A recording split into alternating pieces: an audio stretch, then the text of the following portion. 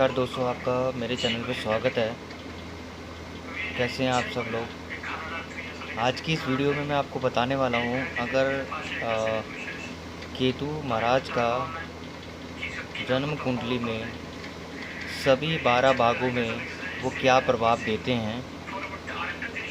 और अगर आपको ये वीडियो अच्छी लगती है और मेरी बातों में अगर आपको सच्चाई नज़र आती है तो कृपया करके कमेंट के माध्यम से आप मेरे को बताइएगा। और ये जानकारी आपको जो है बिल्कुल सटीक जानकारी आपको प्रोवाइड करूँगा मैं। तो केतु देव के बारे में आपको पहले बताऊं, जो केतु देव है क्या। नवग्रहों में केतु देव और राहु देव को छाया ग्रह माना जाता है, यानी ये जिस ग्रह के साथ होते हैं उसी की छाया बन जाते हैं, उसी के समान व्यवहार करने लगते हैं। लेकिन इनका अपना अलग अलग प्रभाव भी होता है, जो जातक को अच्छे और बुरे दोनों तरह के प्रभाव दिखाते हैं। आइए आज हम बात करते हैं केतु ग्रह की। केतु केवल बुरे नहीं, अच्छे प्रभाव भी दिखाते हैं।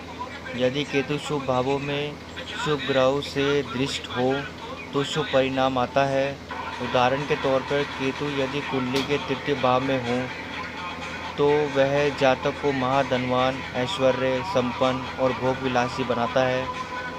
यदि पंचम भाव में हो तो व्यक्ति को चालबाज, षड्यंत्रकारी, आपराधिक प्रवृत्ति वाला और धूर्त बनाता है। तो ये तो रहा केतु देव का जो है कहाँ पे और केतु देव है क्या, इसके बारे में आपको जानकारी प्रोवाइड करी है मैंने। अब मैं आपको अलग अलग भावों में क्या क्या इनका परिणाम होता है, क्या क्या ये परिणाम देते हैं, इसकी जानकारी आपको मैं देता हूँ। अगर आपको वीडियो मेरी अच्छी लगी तो चैनल को सब्सक्राइब करिएगा, लाइक करिएगा और शेयर करिएगा। चलिए वीडियो आरंभ करते हैं। अगर जन्म कुंडली के पहले घर में, जो पहला घर होता है वो जन्म कुंडली का सबसे सेंटर का होता है, तो पहले खाने में अगर केतु देव हों तो प्रथम भाव या आप इसको जो कुंडली है आप इसको लगन के हिसाब से देखेंगे तो ज़्यादा सटीक बैठेगा।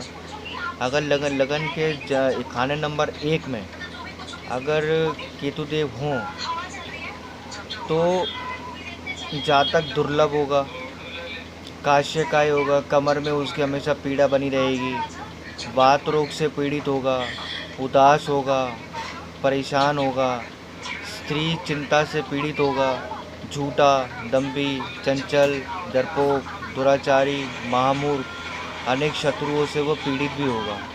लगन में केतु पर जातक के जीवन का 5वां वर्ष महाकष्टकारी होता है, यहाँ तक कि उसे मृत्यु के समान कष्ट भोगना पड़ता है। ऐसे जातक के निरंतर असफल जो कार्य होते हैं वो असफल होते हैं। वृश्चिक का जो केतु होता है वो लाभकारी होता है। ये तो था प्रथम भाग में केतु का प्रभाव। अब बात करते हैं द्वितीय भाग में क्या इसका परिणाम रहेगा। द्वितीय भाव में केतु हो तो जातक दुष्ट आत्मा, अशोभनीय कार्य करने वाला, कुटुंब विरोधी, मुख रोग से पीड़ित, नीच दृष्ट और दुर्बुद्धि लोगों का साथ देने वाला होता है। ऐसे जातक अपने परिवार, धर्म, समाज का विरोधी होता है, इसलिए इसे अक्सर अपमानजनक स्थितियों का सामना करना पड़ता है। फालतू के कार्यों में धन गंवाता है और पूर्वजों द्वारा संचित संपत्ति का नाश करता है।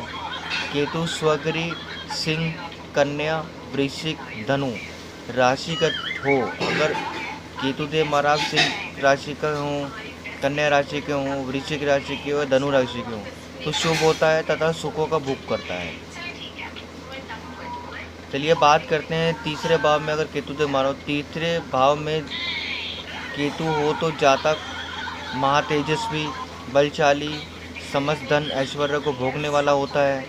ऐसे जातक चंचल, वात रोगी, अटक अटक कर बोलने वाला, व्यर्थ के प्रपंचों में उलझने वाला, सभी लोगों का प्रिय लेकिन मानसिक रूप से चिंताग्रस्त होता है। भाइयों से सुख नहीं मिलता लेकिन बहनों का पूरा साथ मिलता है। यदि केतु के साथ अन्य पाप ग्रह हो तो भाइयों की मृत्यु हो जाती है। अब बात करते हैं चौथे भाव में क्या प्रभाव रहता है। अगर केतुदेव महाराज आपके चौथे भाव में हैं तो जातक की कुंडली में चतुर्भाव में हो तो उसे माँ का सुख नहीं मिलता है, उसका कोई मित्र भी नहीं होता। यदि मित्र हो तो वह उनसे धोखा पाता है। ऐसा जातक पिता के लिए भी हमेशा कष्टकारक होता है। काम के प्रति इसमें कोई उत्साह नहीं रहता, इसलिए बार बार नौकरी छोड़ देता है या बिजनेस बदल देता है। सिंह और वृश्चिक राशि में चतुर्भाव में हो तो माता पिता का सुख मिलता है लेकिन वह भी बहुत कम समय के लिए होता है। अब बात करते हैं पाँचवें भाव में। पाँचवें भाव में कुंडली के पंचम भाव में केतु हो तो व्यक्ति आपराधिक प्रवृत्ति वाला, चालबाज, धोखेबाज, षड्यंत्रकारी होता है।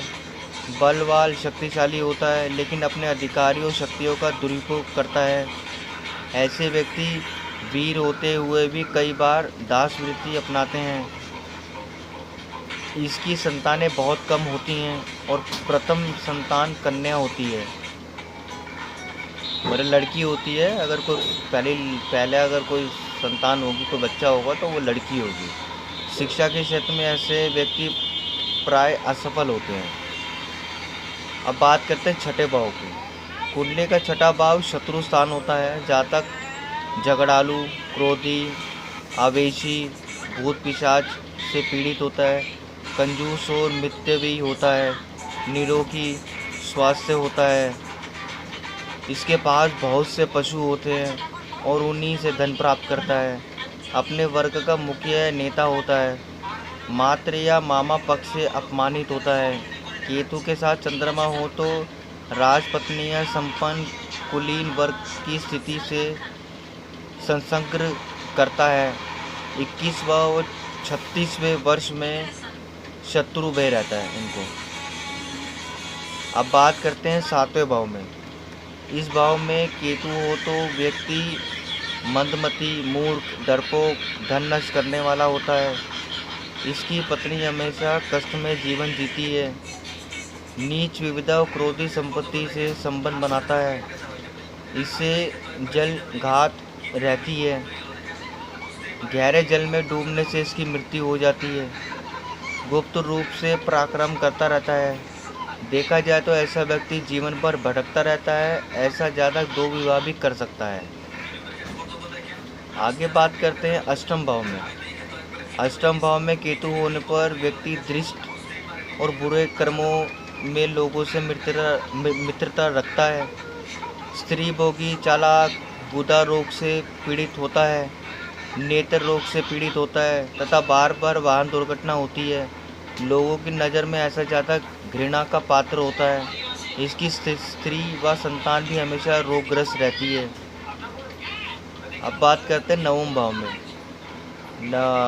नवमास केतु वाला जातक सुखशाली होता है, इसलिए वह कई बार व्यर्थ के कार्यों में धन, समय व परिश्रम नष्ट करता है।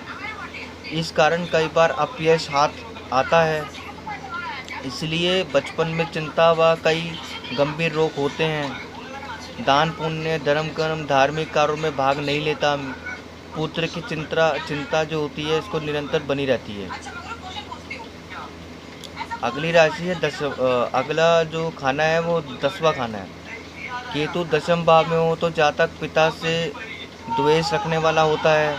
व्यक्ति के कार्यों में भागदौड़ करता रहता है और हाथ कुछ नहीं आता। पर स्त्रीगमी, दुराचारी, व्यभिचारी होता है। ऐसा व्यक्ति माता को कष्ट भी देता है। कफ प्रकृति युक्त होती है इसकी। केतु यदि शुभ ग्रह से युक्त हो तो व्यक्ति बड़ा कवि, लेखक बनता है। अगला खाना है 11वां खाना। 11वें भाव में केतु जातक को तो सुंदर बनाता है लेकिन अपनी हानि स्वयं अपने कार्यों से कर बैठता है। मधुरभाषी, विद्वान, दर्शनीय, भोगी, महातेजस्वी, उत्तम, वस्त्र भूषण वाला सुख युग होता है। इसका कुटुंब बहुत ही बड़ा होता है। ऐसा व्यक्ति के जीवन में 4500 वर्ष भाग्योदय कारक होता है, अतुलनीय धन प्राप्ति करता है। अगला भाव है आखिरी भाव 12वां भाव।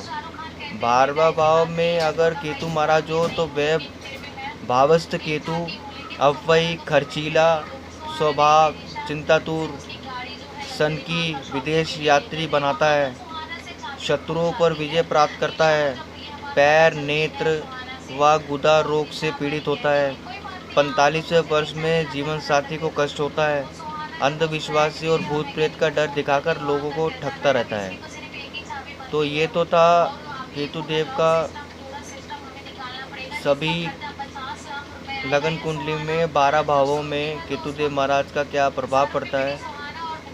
आपको ऐसी ही वीडियो अगर और देखनी है या कुछ आपको सवाल मुझसे पूछने तो कमेंट बॉक्स के माध्यम से आप मेरे से पूछ सकते हैं। बाकी आपको वीडियो कैसी लगे आप चैनल को लाइक करें, शेयर करें और हमें कमेंट बॉक्स में बताइएगा। और आप सभी से विदा लेते अपनी वाणी को विराम देता हूँ। जय श्री राम मित्रों।